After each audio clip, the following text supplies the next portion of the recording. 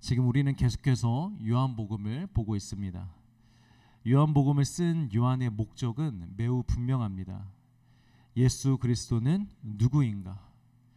스스로는 정결해질 수 없는 더러운 죄인들을 깨끗하게 하시기 위하여 친히 스스로 십자가에 달려 죽으신 살아계신 하나님의 아들이다. 그 예수를 믿고 그로 인해 우리가 죄로부터 해방되었음을 믿고 그 믿음 안에서 참된 생명을 얻어라. 이것이 요한이 우리에게 주는 메시지입니다. 그리고 여기서 가장 중요한 것은 우리의 모든 죄가 해결되었다는 것입니다. 여러분 믿으시길 바랍니다. 그런데 이미 용서하셨고 이미 모든 죄를 다 해결하셨음에도 왜 지금까지도 우리는 말씀을 통해서 집요할 정도로 우리의 죄악된 모습을, 우리의 연약한 모습을 확인해야 될까요? 성경을 계속해서 읽다 보면 반복해서 우리가 보게 되는 것이 있습니다. 하나님의 거룩, 그리고 인간의 죄악, 하나님의 위대하심, 그리고 인간의 연약함, 하나님의 신실하심, 그리고 우리의 변심, 하나님의 끝없는 사랑, 그리고 우리의 배신. 이런 모습들을 목회자들이나 신학자들이 일부러 찾아내려고 하는 건 아닙니다. 어떤 신학자도 어떤 목회자도 이런 것을 전하고 싶어 하진 않습니다. 좋은 걸 전하고 싶어 합니다. 그러나 그렇게가 안 됩니다. 왜냐하면 성경을 보면, 성경을 읽으면 읽을수록 이것이 현실이고 무엇보다 하나님께서 이것을 너무나 분명하게 드러내놓고 우리에게 말씀하시기 때문입니다. 너희들에게는 소망이 없다. 너희들의 마음에서는 그 어떤 선한 것도 나오지 않는다.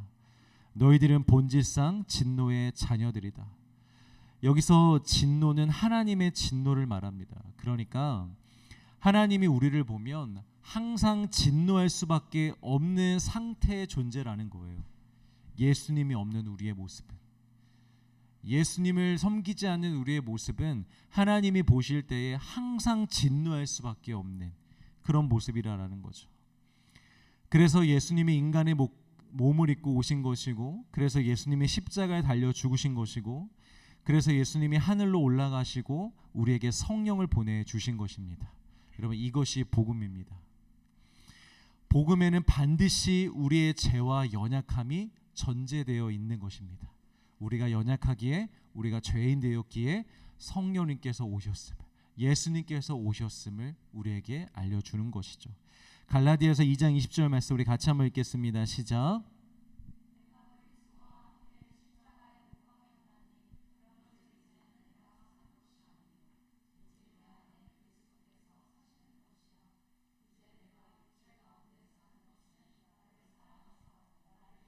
자기를 버리신 하나님의 아들을 믿는 믿음 안에서 사는 것이라. 나를 왜 십자가에 못 박습니까? 나에게는 소망이 없기 때문입니다. 내가 남아 있으면 믿음과 성령을 거스르며 죄만 지을 거기 때문에 나를 반드시 십자가에 못 박아야 합니다.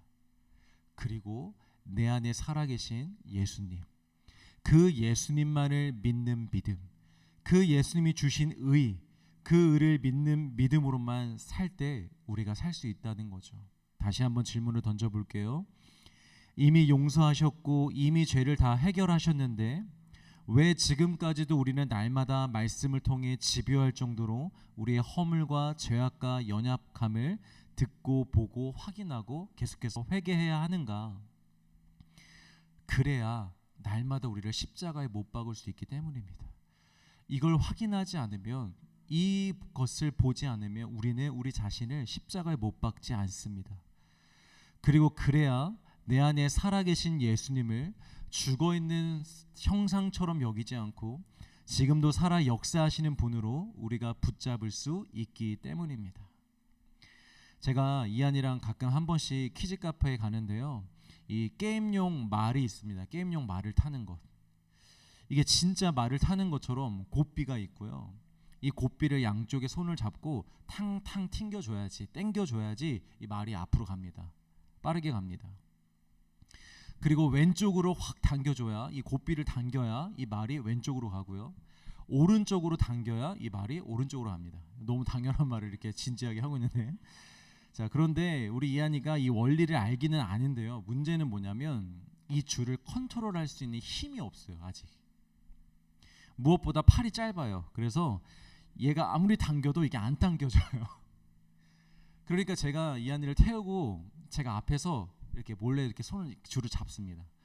그리고 되도록이면 이한이가 눈치채지 못하게 제가 조종을 하면서 말로 이제 얘를 현혹시킵니다.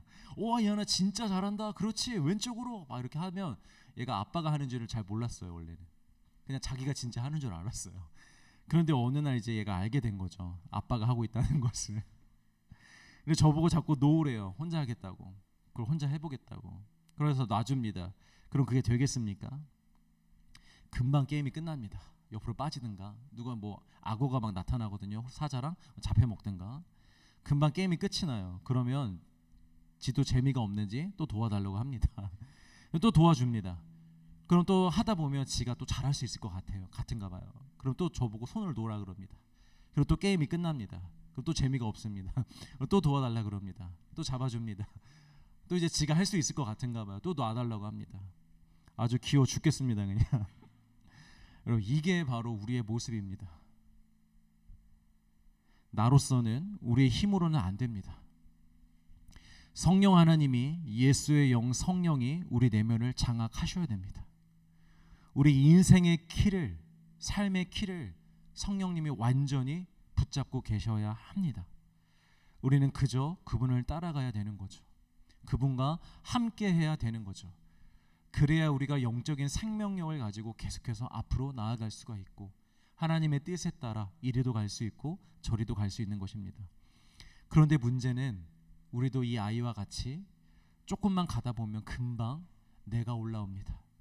내가 할 수 있을 것 같다고 생각을 합니다.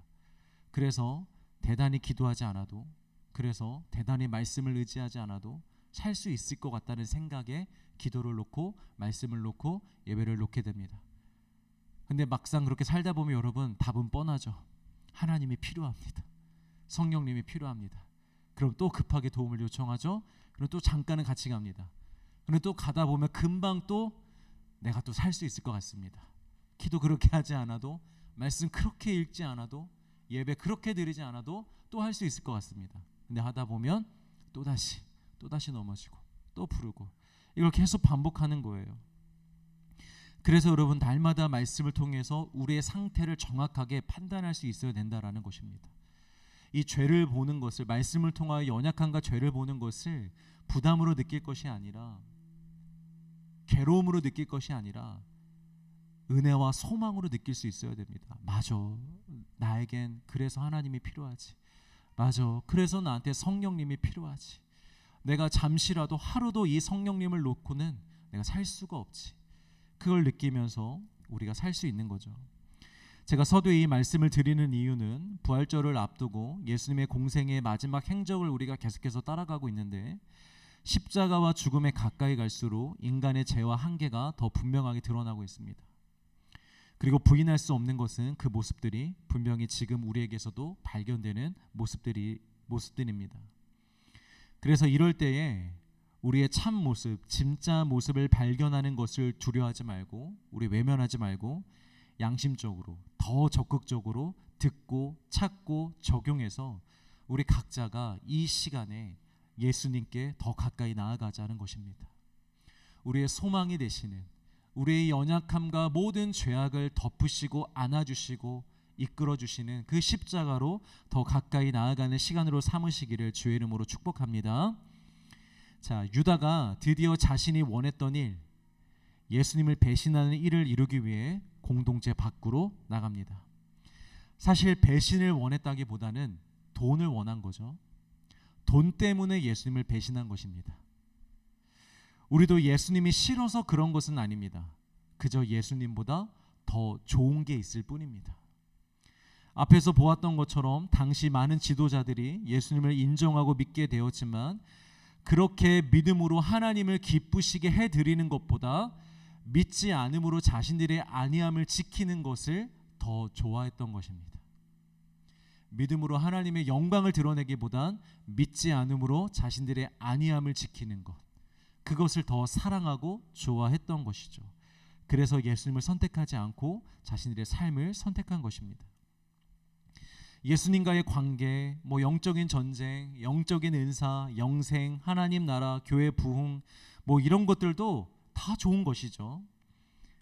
그러나 지금 나에게는 그것보다 더 좋은 게 있는 거예요. 이게 더 좋아서, 이게 더 중요해서, 이게 더 급해서 예수님을 외면하고 예수님의 말씀을 모른 척하고 있는 거죠. 그래서 때로는 여러분, 우리도요, 유다와 같이 예수님을 배신하고 있는 것입니다. 유다만 배신한 게 아니라 우리도 수도 없이 예수님을 배신하고 있습니다. 여러분들이 정말 예수를 구주로 영접하여 믿는 자들이라면 여러분들의 마음에 성령님이 계십니다. 믿으십니까? 그러면 그 성령님은 분명히 여러분들의 마음속에 감동과 인도하심을 주십니다. 이건 하지 마라. 그건 내려놓아라. 이 길은 아니다. 이렇게 가야 된다. 이 길로 가야 된다. 깨어 있어야 한다. 인내하며 기도해야 한다.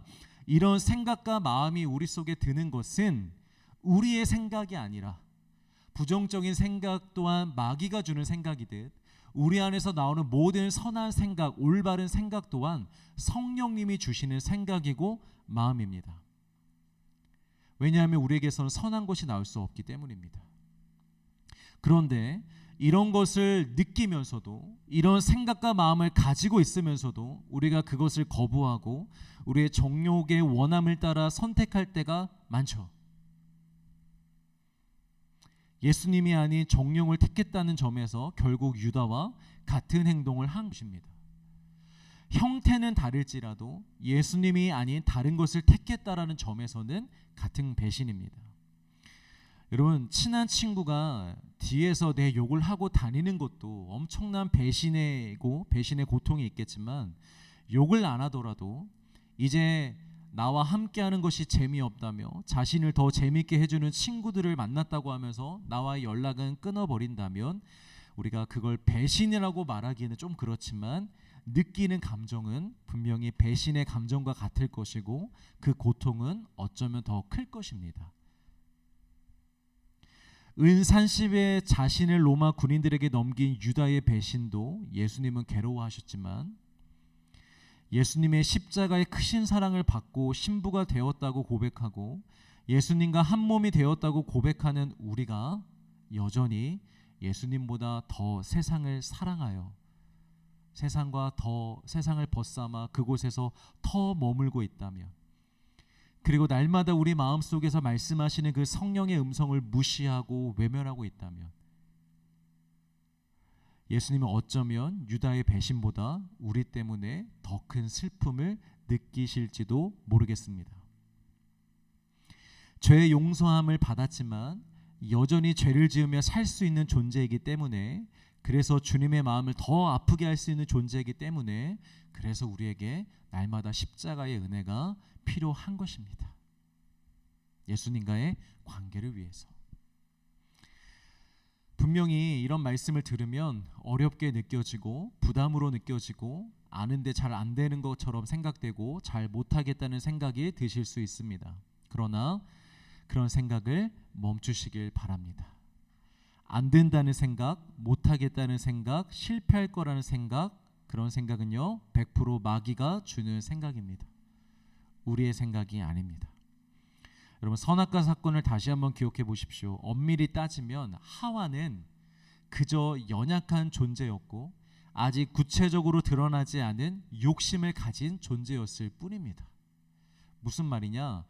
하와가 뱀을 만나기 전까지는요 스스로 한 번도 내가 하나님과 같은 존재가 되고 싶다는 생각을 해본 적이 없던 애였어요.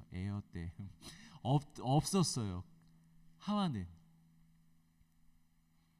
그런 구체적인 생각을 해보지 않았습니다. 그리고 하나님께서 허락하신 에덴 동산이 통제적이라고도 느끼지 않았어요. 생각해본 적이 없어요. 그런데 뱀이 와서 대화를 통해서, 거짓말을 통해서 그런 생각을 만들어 준 거예요. 그런 생각을 해보도록 이끌어낸 거예요. 너 이런 생각 안 해봤지? 너 하나님처럼 될 수 있다? 너 이런 생각 안 해봤지? 너 지금 통제받고 있는 거야. 벗어나. 진짜 자유를 얻을 수 있어. 뭐? 내가 하나님처럼 될 수 있어? 이 생각을 처음 해본 거예요. 뭐? 이것보다 더 큰 자유가 있어? 내가 왕이 될 수 있어? 그때 이 생각을 하게 된 것입니다. 그리고 그 생각을 그대로 받은 거죠. 주워 먹은 거죠.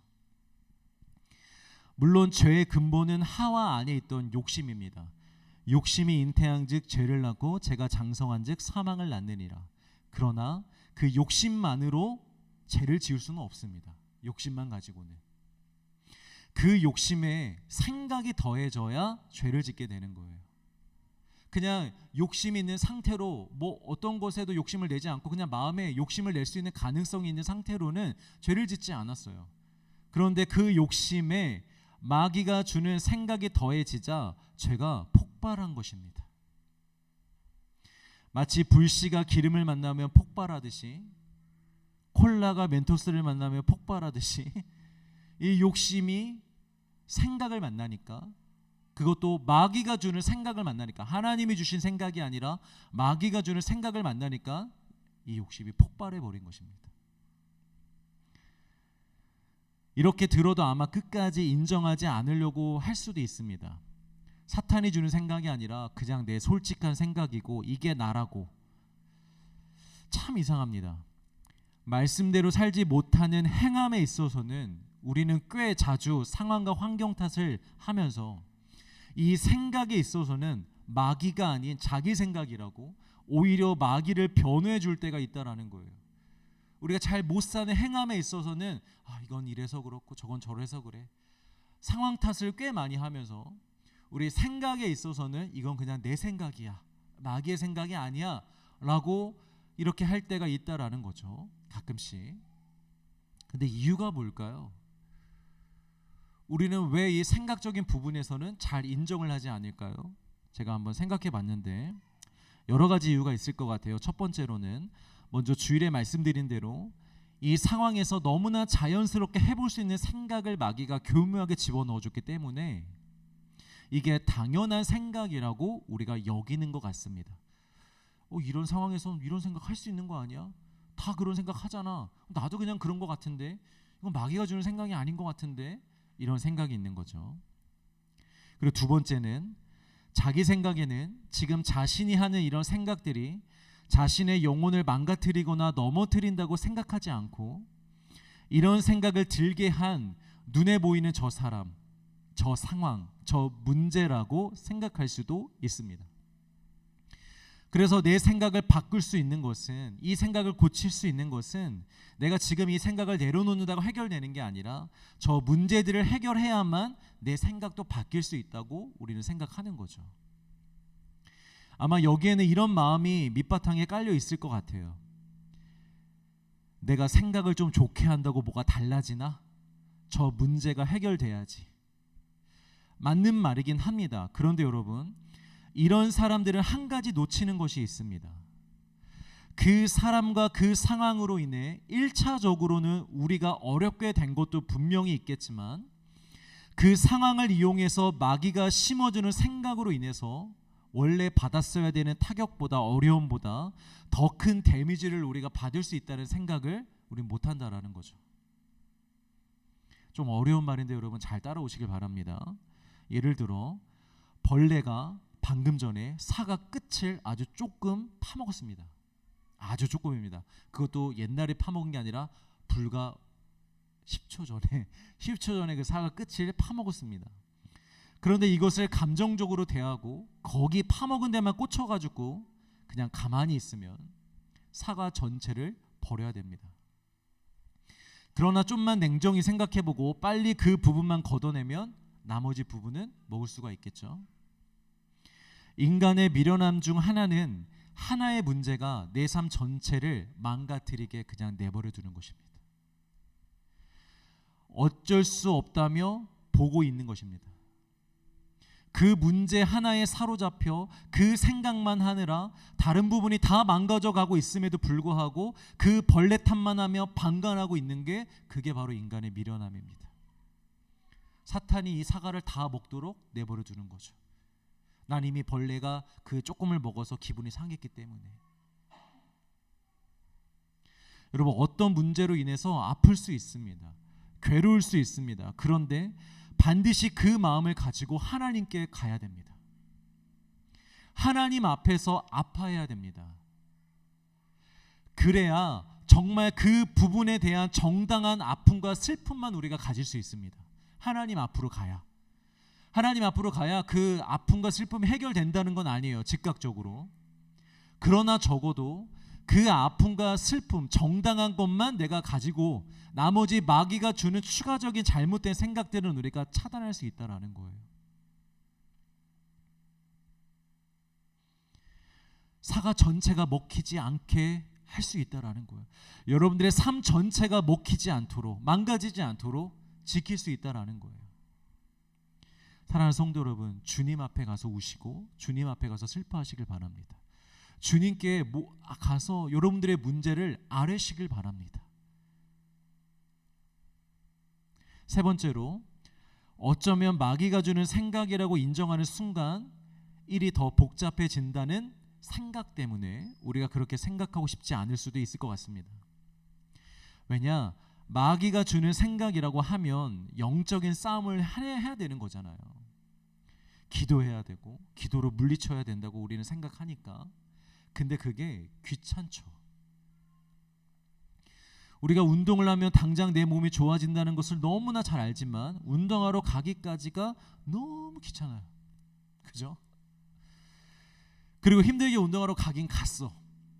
그런데 대부분 많은 사람들이 그냥 러닝머신 위에서 이제 그 경보하든가 아니면 산책하듯이 그냥 걷는 사람들도 많습니다. 가긴 갔어도 열심히 운동하기가 너무 귀찮은 거죠.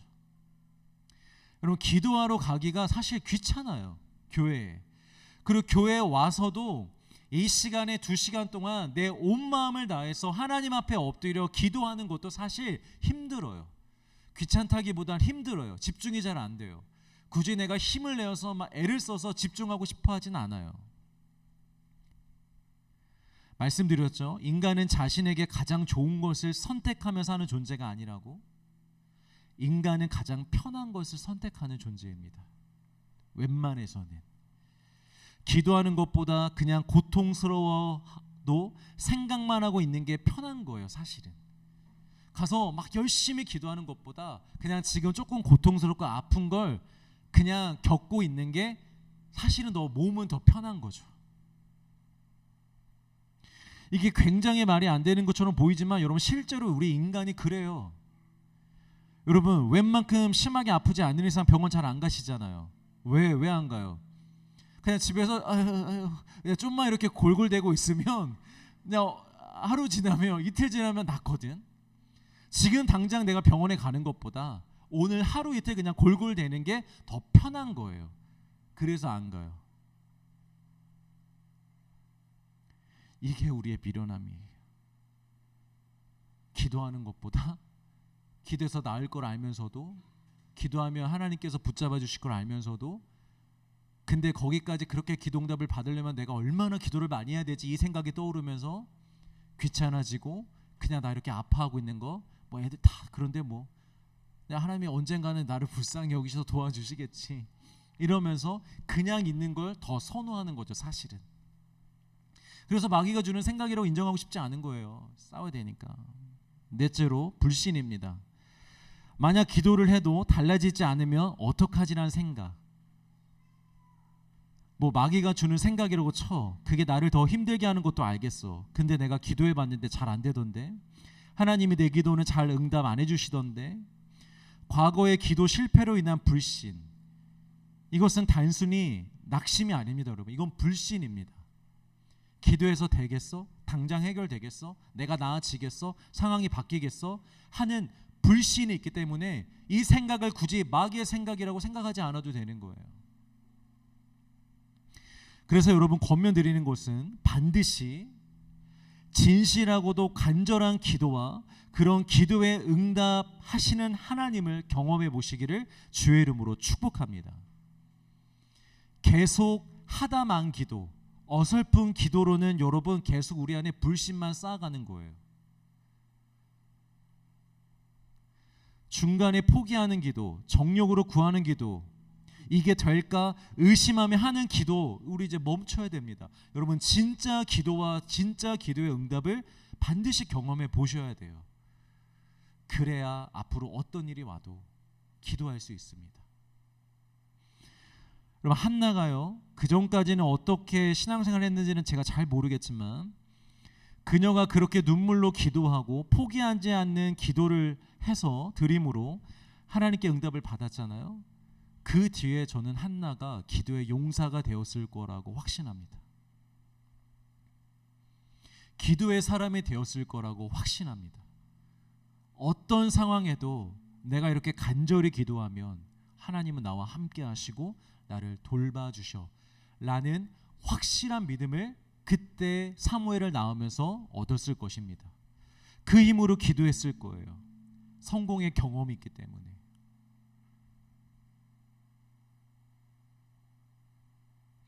그래서 우리도 진짜 기도를 경험해 보셔야 되는 거예요. 여러분, 포기하지 마십시오. 청년 여러분, 포기하지 마십시오. 결단했으면 끝까지 해보십시오. 어떤 상황에서도 여러분 타협하지 마시고 굴복하지 마시고 끝까지 주님 앞에 무릎 꿇고 기도해 보시고 반드시 주님이 살아계심을 여러분들이 전율을 느낄 정도로 응답을 받는 경험을 꼭 해보십시오. 하나님이 반드시 해주실 것입니다. 왜냐, 하나님은 살아계시잖아요. 우리 하나님 살아계십니다. 여러분, 그것만 경험해 보시면 돼요. 그러면 그 다음에는 누가 기도하라고 얘기하지 않아도 여러분들이 기도의 전도자들이 될 거예요. 여러분들이 기도할 것이고 여러분들이 기도하러 가자고 할 것이고 기도를 통한 여러분들의 삶이 놀랍게 응답을 받으며 경험되어지는 신앙을 할 것입니다. 지금 어려움을 겪고 있는 분들이 있으십니까? 이 시간 옳은 것을 가르치려는 선생의 마음이 아니라 여러분들을 죽기까지 사랑하시는 하나님 아버지의 마음, 아비의 마음으로 애통과 눈물로 권면드립니다. 여러분, 하나님 앞에 엎드리시길 바랍니다. 모든 아픔과 괴로움을 하나님 앞에 쏟아내십시오. 그리고 그 앞에 오래 머무르십시오. 그래서 응답하시는 하나님을 이 고난의 때에 꼭 경험하시길 바랍니다. 그 경험이 앞으로 모든 환난 가운데 여러분들을 살리는 가장 강력한 능력이 될 것입니다. 그리고 큰 어려움까지는 겪고 있지 않는 여러분들도 안심하지 마시고 이럴 때에 하나님 앞에 더욱더 나오셔서 엎드리시길 바랍니다. 왜 기도 제목이 없습니까? 지금도 우리 주변에 수많은 영혼들이 죽어가고 있는데 어쩌면 우리의 영혼도 문제없는 삶 속에서 지금 잠들어 가고 있을지도 모르겠습니다. 왜 기도 제목이 없겠습니까? 여러분들도 이 청년의 때에, 이 젊은의 때에 진짜 기도를 경험해 보시길 바랍니다. 중간에 포기하지 말고 결단하시고 끝까지. 그러면 천국의 문을 여는 열쇠를 여러분들 얻게 되실 것입니다. 믿으시면 아멘. 자, 본문을 좀 보겠습니다. 11장 31절 같이 읽습니다. 시작. 그가 나간 후에 예수께서 이르시되 지금 인자가 영광을 받았고 하나님도 인자로 말미암아 영광을 받으셨도다. 그가 나간 후에 제자들 사이에서 제자인 척했지만 실상은 돈을 섬기고 있었던 유다가 드디어 정체를 드러내고 공동체 밖으로 나갔습니다. 오늘 이 밤 우리 안에서 정체를 숨기고 있는 모든 더러운 것들이 다 나가게 되길 주의 이름으로 축복합니다. 유다가 나갔듯이 우리의 영혼 안에서 몰래 숨어있는 모든 더러운 마음들 다 나가길 바랍니다. 그가 나간 후에 예수님이 이런 말씀을 하십니다. 지금 인자가 영광을 받았고 하나님도 인자로 말미암아 영광을 받으셨도다. 유다가 나갔는데 바로 그 순간 예수님이 영광을 받았다고 하십니다. 조금 이상한 말씀입니다. 새벽에도 보았지만 유다가 나감으로 이제 정말 예수님의 핍박과 순환과 고난이 시작되었습니다. 유다의 배신은 예수님의 죽음의 시작을 얘기하는 것입니다. 보통 고난이 축복이라는 것은 알아도 그래도 고난을 통해 뭘 얻어야 그걸 우리가 축복이라고 얘기하지, 고난이 시작됐는데 바로 축복이라고 말하진 않잖아요.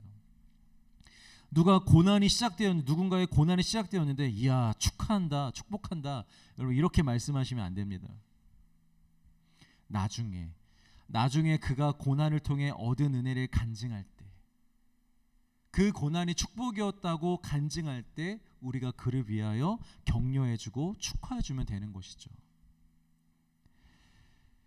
영광을 받으신다 해도 십자가에서 죽으시고 부활하셔서 승리하신 뒤에 영광을 받았다고 하면 이해하겠는데, 사랑하시는 유다가 배신함으로 시작된 고난의 출발 지점에서 이미 영광을 받으셨다라는 건 사실 잘 이해가 가지 않는 말씀입니다. 왜 영광을 받으셨다고 했을까? 우리가 영광이라는 단어를 오늘 조금 보려고 합니다. 이걸 이해를 해야 됩니다. 여기에 쓰인 단어 영광은 헬라어로 독사라는 단어입니다. 보편적으로는 무게, 위엄이라는 단어로 쓰이는데, 이 단어를 하나님께서 사용하실 때는 어떤 의미가 되냐면 하나님의 본질이 드러나는 것, 하나님의 위엄이 드러나는 것, 이게 바로 독사, 하나님의 영광입니다. 그래서 무조건 좋은 일이 일어나고 큰 일이 일어나고 기적이 일어나는 것이 영광이 아닙니다. 반드시 정확히 하나님이 드러나셔야 됩니다. 하나님이 하나님 되셔야 됩니다. 그러면 그것이 하나님의 영광입니다. 아무리 사람이 입으로 하나님 영광 받아 주세요 한다고 해도 하나님이 영광 받으시는 것이 아닙니다. 하나님이 드러나야 되고 하나님의 위엄이 드러나야 됩니다. 예를 들어서 한 환자가 있습니다. 자신과 공동체가 간절히 기도한 끝에 의료기술의 도움 없이 기적적으로 병이 나았다고 한다면 하나님의 치유하심이 드러났기 때문에 하나님의 영광이 드러났다고 말할 수 있습니다. 그러나 만약 누군가의 병은 낫지 않았다면 그렇다 할지라도 하나님의 영광은 드러날 수 있습니다. 그 환자가 병이 낫지 않아도 하나님에 대한 믿음을 놓지 않고 자신이 반드시 새롭게 부활하여 영원한 날에 들어갈 것을 믿음으로 죽음조차도 두려워하지 않고 그의 마지막 인생 가운데 하나님을 예배하고 기뻐하고 영광 속에 눈을 감을 수 있었다면 그것은 하나님의 영광이 드러난 것입니다. 어떤 영광이 드러난 것입니까? 죽음을 이기신 하나님, 죽음을 이기시는 하나님, 그리고 영원하신 하나님이 드러났기 때문입니다. 그의 삶을 통하여 저렇게 기뻐할 수 있는 것은 이 땅이 전부가 아니기 때문이구나. 이걸 보면서 하나님은 영원하신 분이시고 하나님은 죽음을 이기신 분이구나. 이것을 드러냈기 때문에 하나님의 영광이 드러난 것이죠.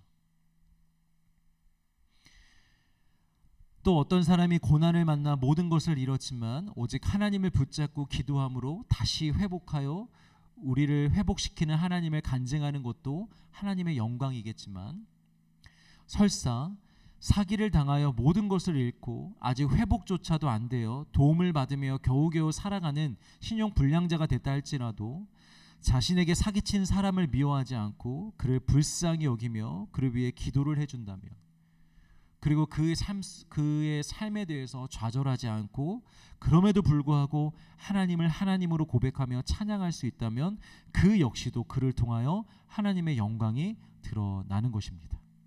여러분 감이 오십니까? 하나님의 영광은 우리가 노력하고 애써서 만들어서 드리는 것이 결코 아닙니다. 하나님의 영광은 오직 하나님의 말씀과 뜻에 순종하는 곳에 임하는 것입니다.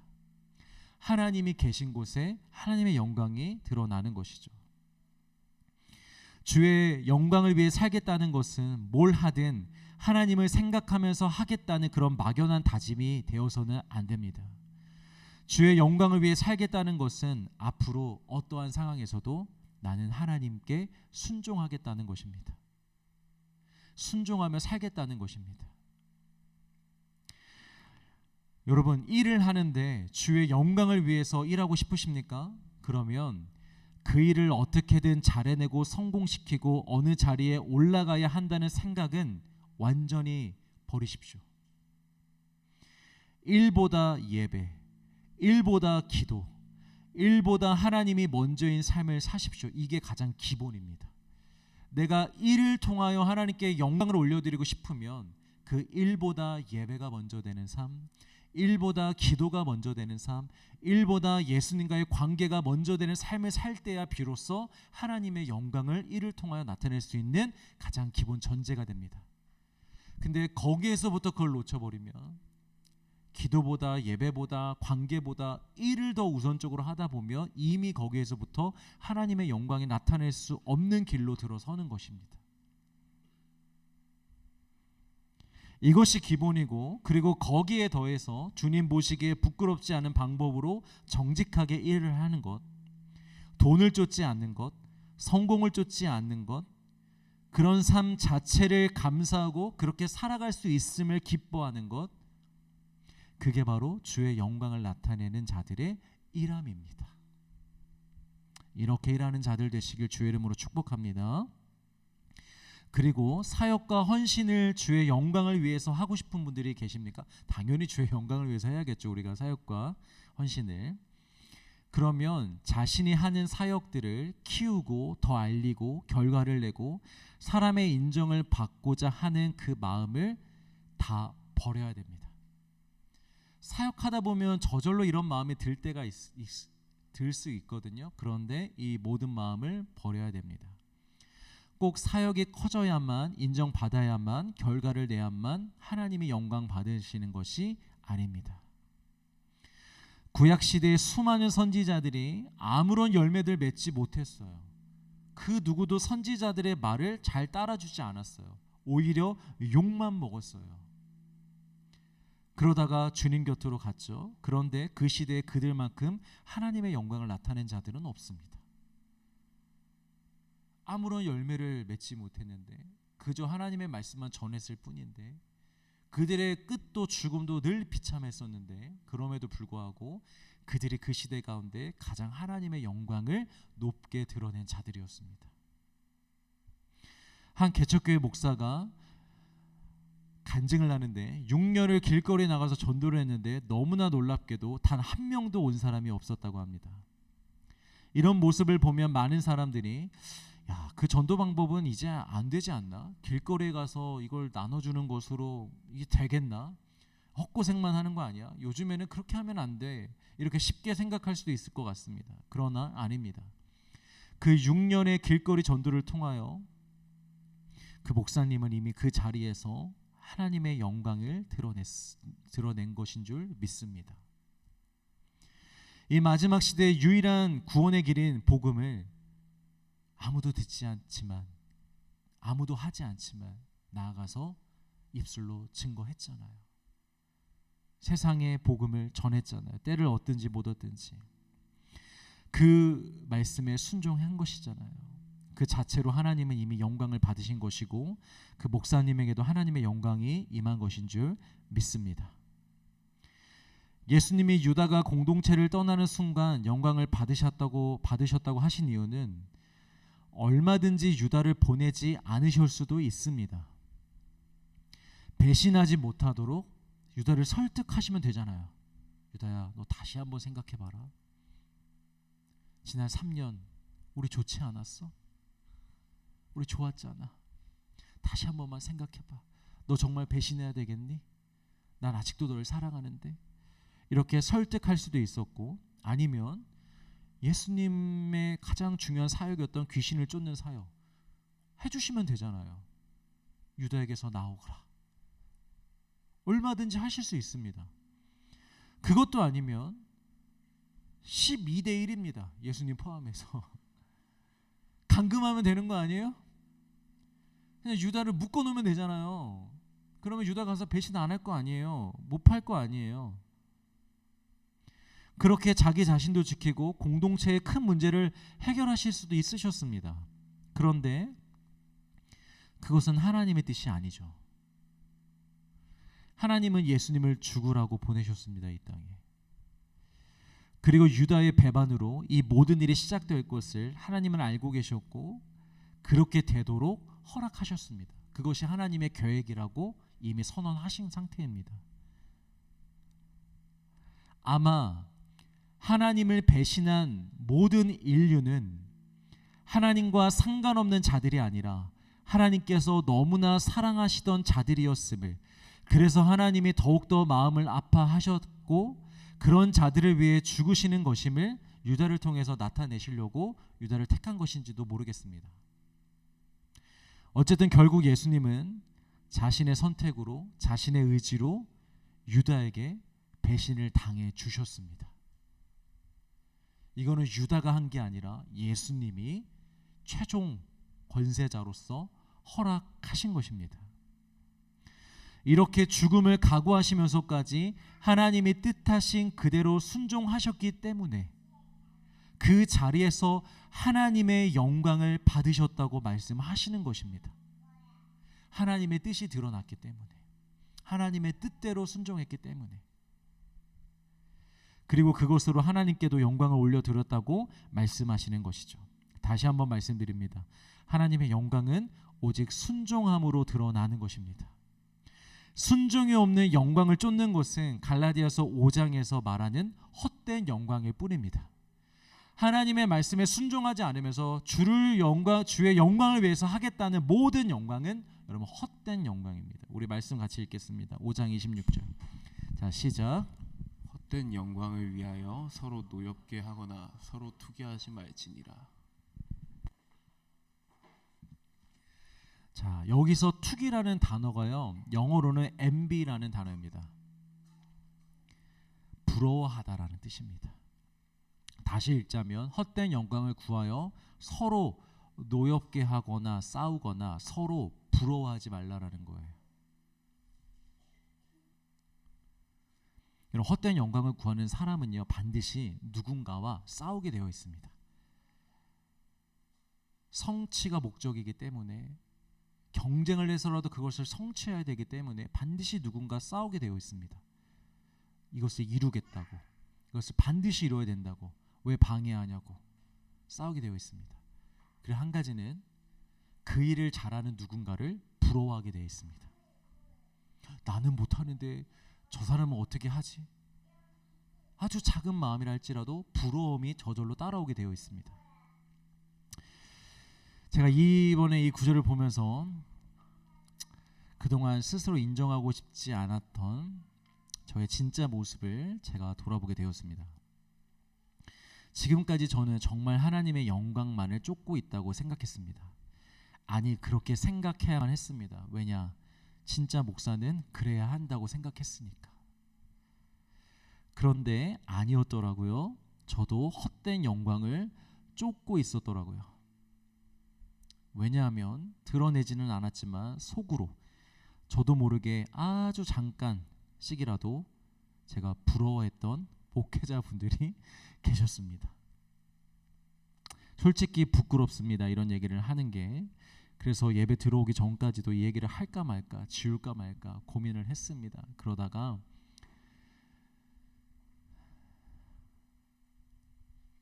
하기로 했습니다. 정말 잠깐 들었던 생각이라 앞서 제가 설교했던 것처럼 마귀가 주는 생각이었다고 하고 저 스스로 합리화해서 넘어가고도 싶었습니다. 그런데 그냥 그렇게 넘어가면 뭐합니까? 잠깐의 수치를 감춘다고 저에게 어떤 유익이 있겠습니까? 정말 제 안에 있는 죄의 모형이라도 남은 찌꺼기라도 다 끄집어내어 십자가에 못 박고 싶습니다. 그래서 나눕니다. 분리 개척하여 지원받아서 처음부터 다 갖추고 시작하시는 분들도 많이 계신데 솔직히 그건 하나도 부럽지 않았습니다.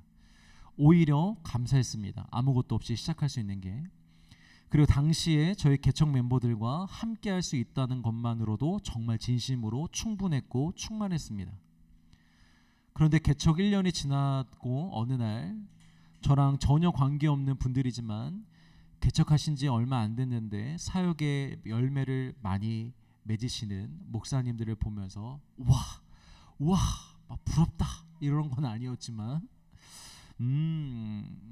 그렇구나 하면서 마음이 묘해지는 걸 제가 느꼈습니다. 그리고 그분들과 비교되는 제 자신이 너무 작게 느껴지기도 하더라고요. 제가 항상 이런 생각을 하지 않을 뿐더러 생각을 하게 되어도 바로 회개 기도하고 마음을 다잡아 왔기 때문에 잠시 스쳐가는 바람 정도로만 생각을 했는데 오늘 이 말씀을 보면서 아닌 거라고 확신이 들었습니다. 제가 그냥 철저히 제 마음속 깊은 곳에 감추어 두었을 뿐이지 언제든지 어떻게든지 튀어나오지 않게 노력하고 있을 뿐이지 제 마음속 깊은 곳에 존재하는 것 같습니다. 그리고 인정합니다. 그것은 헛된 영광이라는 것을. 정말 잘해내고 싶었고 저의 목회 철학과 목회적 실력을 인정받고 싶었고 숫자적인 부흥은 아니라고 외쳤지만 뭐든지 열매로 증명하고 싶었습니다. 그렇게 뭔가 되어짐으로 보여짐으로 하나님의 영광을 나타내고도 싶었습니다. 그래서 부러웠던 것 같아요. 그렇게 되어지는 목사님들을 보면서 그렇게 보여지는 목사님들을 보면서 저분들은 내가 하고 싶은 걸 다 이루면서 살고 있구나 하는 마음에 정말 이제는 알 것 같습니다. 헛된 영광을 안 구하는 척 구하고 있었다는 것을. 그리고 오늘 이 말씀을 전하면서 정말 오늘 밤에 제 안에서 이걸 다 끄집어내어가지고 십자가에 못 박고 싶습니다. 여러분들도 혹시 다른 지체들, 다른 크리스천들이 부럽다고 느껴지실 때가 있으십니까? 다른 누구와 여러분들을 비교하면서 스스로 낙심할 때가 있으십니까? 엄청 뭐 힘든 것까지는 아니어도 저처럼 묘하게 마음이 좀 그럴 때가 있으십니까? 기억하십시오, 여러분. 그거는 지금 우리가 헛된 영광을 쫓고 있다는 증거입니다. 그리고 꼭 부러움을 느끼지 않는다고 해서 헛된 영광을 구하지 않는 것도 아닙니다, 여러분. 착각하지 마세요. 난 안 부럽던데 남들. 그렇다고 해서 헛된 영광을 안 구하는 게 아닙니다. 여러분들의 삶이 절대적인 순종이 아닌 고난과 어려움과 희생과 자존심 상하는 것은 되도록 피하고자 하는 선택적인 순종을 하고 계시다면, 그러면서 그 외의 것으로 내가 할 수 있는 것으로 열심히 하나님을 섬기겠다고 하면, 그것으로 여러분들의 신앙과 자신을 증명해내고 싶다고 하시면 그 역시도 여러분 헛된 영광을 구하는 것입니다. 선택적으로 순종하면서 내가 할 수 있는 부분에서 최선을 다해서 뭔가 더 열심히 해서 하나님의 이름을 높여드리겠다고 하면, 뭔가 이뤄보겠다고 하며 그 역시도 헛된 영광을 구하는 것과 다르지 않습니다. 어떠한 상황에서도 절대적으로 순종하시면서 진실로 주의 영광을 나타내시길 주의 이름으로 축복합니다. 딱 한 길밖에 없습니다. 절대적 순종. 이거밖에는 없습니다. 하나님의 영광을 드러내는 삶은. 우리의 삶이 그렇게 되기를 간절히 소망합니다. 우리 32절 말씀을 같이 한번 읽어볼까요? 시작. 만일 하나님이 그로 말미암아 영광을 받으셨으면 하나님도 자기로 말미암아 그에게 영광을 주시리니 곧 주시리라. 여기서 말씀하시는 영광은 나중에 받을 영광으로서 십자가에서 죽으시고 부활하심으로 받게 되실 사망을 이기시는 승리의 영광입니다. 그리고 모든 만물 위에 왕 되심을 드러내시는 왕의 영광을 의미하는 것입니다. 자, 빌립보서 2장 8절과 10절 길지만 읽겠습니다. 시작. 사람의 모양으로 나타나사 자기를 낮추시고 죽기까지 복종하셨으니 곧 십자가에 죽으심이라. 이러므로 하나님이 그를 지극히 높은 이름 위에 뛰어난 이름을 주사 하늘에 있는 자들과 땅에 있는 자들과 땅 아래에 있는 자들로 모든 무릎을 예수의 이름에 꿇게 하시고 모든 입으로 예수 그리스도를 주라 시인하여 하나님 아버지께 영광을 돌리게 하셨느니라. 할렐루야. 모든 만물이 예수님의 발 아래에 있습니다. 할렐루야. 우리가 그렇게 두려워하는 이 모든 세상, 모든 만물이 예수님의 발 아래에 있습니다. 무엇을 두려워합니까? 두려워할 것이 무엇이 있겠습니까? 믿으시길 바랍니다. 정리해보면 성육신하신 예수님은 여러분 완전하신 인간으로서 우리와 똑같은 연약함을 가지고 계십니다. 우리가 느끼는 것과 다르지 않아요. 예수님은 우리가 느끼는 것 그대로 예수님도 똑같이 다 느끼셨습니다. 똑같은 시험을 당하셨습니다. 배도 고프시고 졸리기도 하시고 너무 힘이 드시고 지치기도 하셨습니다. 너무 쉬고 싶은 마음도 있으셨을 것입니다. 똑같은 고통을 느끼십니다. 예수님이라고 십자가가 아프지 않은 게 아닙니다. 이 가시면류관이 아프지 않은 게 아닙니다. 얼마나 따갑게요. 그런데 우리와 다 똑같이 느끼시면서 어떻게 그렇게 사실 수 있으셨느냐? 그분은 진실로 하나님의 영광을 위해서 사셨고 하나님께서 주실 영광을 위해서 사셨기 때문입니다.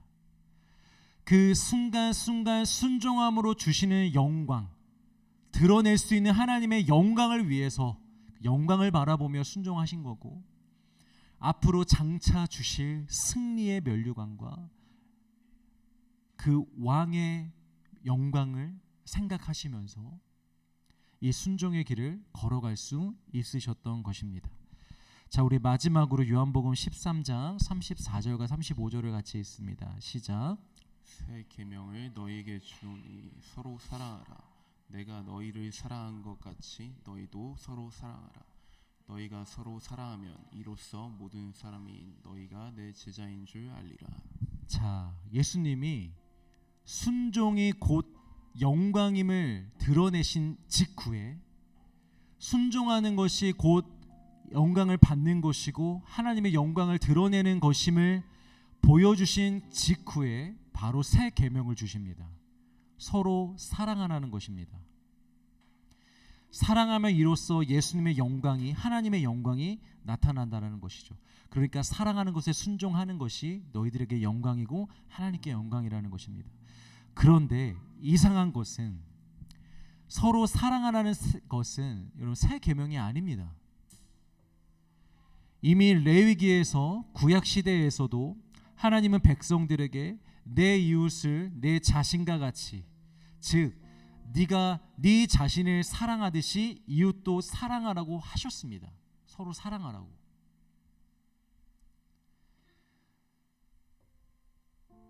그런데 똑같은 계명을 주시면서 새 계명이라고 말씀하시는 이유가 뭘까요? 서로 사랑하라라는 똑같은 말씀을 하시면서 왜 여기서 예수님이 새 계명이라고 말씀을 하실까요? 무슨 차이일까요? 앞을 보시면 이 차이입니다. 구약 성경에서는 내 자신과 같이, 네가 너를 사랑하듯이 사랑하라고 하셨고, 신약에 와서는 내가 너희를 사랑한 것과 같이 사랑하라고 하십니다. 이게 다른 겁니다. 서로 사랑하라는 것은 같지만 사랑의 기준이 완전히 다른 것입니다. 여러분, 우리는 우리 자신을 어떻게 사랑합니까? 많이요, 이렇게 하지 말고 우리는 우리 자신을 여러분 어떻게 사랑하고 있습니까? 우리는요 이기적으로 사랑합니다. 내 감정, 내 욕구, 내 편의가 중심입니다. 나에게 손해를 끼치는 사람들은 되도록 우리는 멀리하면서 내 자신을 보호합니다. 나에게 도움이 되는 자들은 되도록 가까이하여 그들로부터 도움을 받고자 합니다. 그게 나를 사랑하는 방식입니다. 그리고 정말 장기적으로, 거시적으로 나의 영육간의 강건함을 위해서 잘 살 만큼 우리는 인내심을 가지고 사랑하지 못합니다. 지금의 나를 위해서 우리는 잘 사는데요, 미래의 나, 장기적인 나, 나의 영혼까지도 이 거시적으로, 미래적으로 보면서 우리 자신을 사랑할 만큼 우리 그렇게 인내적인 사랑을 잘 하지 못합니다. 그리고 중요한 것은 그 어떤 해도 받고 싶지 않고 받으려고도 하지 않죠, 우리는. 그런데 구약에서는 그런 사랑이라도 남에게 주라는 거예요. 하나님이 보시기에 인간들이 자기를 사랑하는 방식이 매우 이기적이라는 것을 알고 계심에도 불구하고 그 사랑이라도 서로에게 주라는 거예요. 왜냐? 최소한의 자신이 받기 싫은 해나 손해는 상대에게도 끼치지 말라는 수준의 사랑을 요구하시기 때문입니다. 너희들도 네가 손해받고 싶지 않지. 그 마음으로 상대에게도 손해를 주지 말라라는 거예요. 그 정도의 사랑만 하라는 거예요. 구약 성경 안에서는 대단한 사랑을 요구하셨던 게 아니에요. 내 자신과 같이 사랑하라는 그 말이 내가 나를 위하여 죽을 수 있듯이 저 사람을 위하여 너희들도 죽어야 된다, 이런 말씀이 아니었어요. 너도 해받기 싫지, 손해보기 싫지, 똑같은 거야. 저 사람에게 너도 해를 입히지 마. 저 사람 손해보게 하지 마. 아프게 하지 마. 대접을 받고자 하는 대로 너도 남을 섬기라. 이른바 황금률이라고 불리는 율법의 대강령이죠. 원칙입니다. 율법의 원칙. 너희가 받고자 하는데도 하는 대로 너희들도 남을 섬기라는 말씀. 그런데 이제는 그 이상의 사랑을 말씀하시는 거예요. 예수님이 우리를 사랑하셨던 것과 같이. 그 사랑은 어떤 사랑입니까, 여러분? 이타적인 사랑입니다. 희생하는 사랑입니다. 내 유익을 구하지 않는 사랑이고, 내가 죽음으로 다른 사람들을 살리는 사랑입니다. 감정만 내세우는 사랑이 아니고 나를 배신한 자들도 원수까지도 사랑하는 사랑입니다.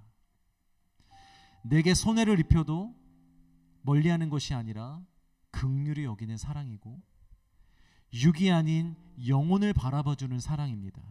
그리고 끝까지 함께하는 사랑입니다. 이제는 너희가, 십자가의 사랑을 받은 너희가 이 사랑으로 나오라는 거예요. 구약시대의 그 사랑, 그 정도의 사랑에서 머물지 말고 적극적으로 우리를 희생하여 우리를 내어주기까지 하면서 이웃을 사랑하고 섬기고 그들을 살리는 그 사랑을 하라는 것입니다. 그런데 여러분, 이런 사랑 어떻게 할 수 있겠습니까? 어떻게 우리가 하면 이런 사랑을 할 수 있을까요?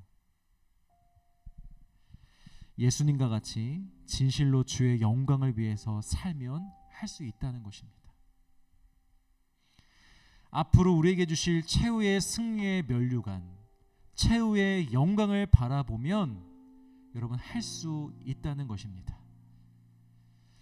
예수님이 그러셨잖아요. 예수님도 힘드시지만, 아프시지만, 이렇게 하고 싶지 않지만 오직 예수님의 영광, 하나님의 영광을 위하여 유다를 보내셨고 십자가의 길을 걸어가셨고 십자가에 달려 죽으셨잖아요. 그것과 같이 우리 또한 우리에게 주실 영광, 여러분 하나님과 함께 동행하는 삶이 여러분들에게 영광으로 믿어지시기를 주의 이름으로 축복합니다. 여러분, 그거 영광 아닙니까? 온 우주를 다스리시는 그 하나님이 이 조그만한 이 먼지와도 같은 내 안에 들어오셔서 나와 동행하시며 나와 호흡하시며 나와 대화하시며 나를 인도해 주신다고 합니다. 여러분, 이것보다 큰 영광이 어디 있겠습니까? 그 영광을 생각하시면서 여러분 아무리 힘드셔도 순종을 택하시기를 주의 이름으로 축복합니다. 그리고 여러분, 마지막 날에 우리가 받을 영광, 얼마나 큰 영광입니까? 우리가 지금은 상상할 수도 없기에 감히 어떨지 잘 모르겠지만, 그래도 우리가 말씀을 보면서 믿음의 눈을 열어 최대한 꿈꾸며 소망하며 상상해 봅시다. 얼마나 여러분 영광스럽겠습니까? 그 예수님이 두 팔을 벌려 나를 안아주시는데, 그 예수님이 잘하였도다 착하고 충성된 종아, 네가 참 수고하였다, 고맙다, 이제 나와 영원히 이곳에서 함께 살아가자 라고 말씀하실 때, 그러면서 우리에게 승리의 면류관을 씌워주실 때 여러분 얼마나 기쁨이 있겠습니까? 운동선수들이 올림픽 경기에서 받는 금메달, 그것도 평생을 자랑할 만한 영광이잖아요. 그럼 그것과 비교가 됩니까? 승리의 면류관이 비교가 되지 않는 것이잖아요. 현재의 고난은 장차 올 영광과 좋게 비교할 수 없도다. 여러분, 이거를 잘 우리가 대입해 봅시다. 현재 우리가 겪는 아픔은 장차 올 영광과 좋게 비교할 수 없도다. 할렐루야.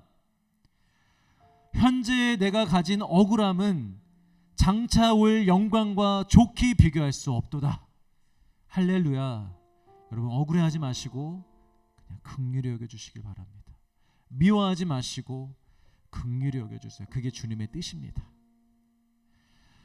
현재 우리의 수고는 장차 올 영광과 좋게 비교할 수 없도다.